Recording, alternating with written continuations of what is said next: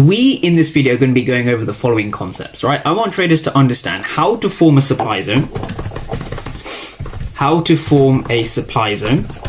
how to use the PO3 to your advantage, and also how to use order flow at fair value gap. So these are the three things that we are going to cover.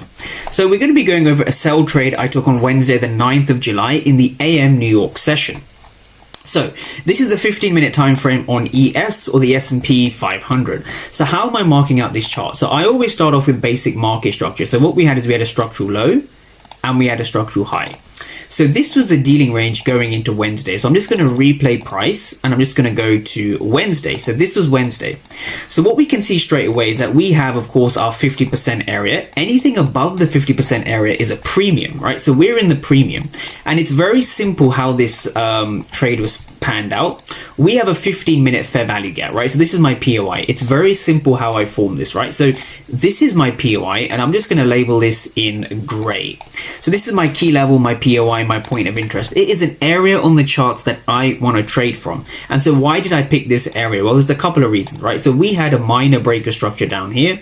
We broke structure over here. And more importantly, if I just bring on the Asian range, right, we can see that the market manipulated around the Asian range. So we can see a phase one manipulation. I call this a phase one manipulation because price has taken out the price has taken out the Asian low.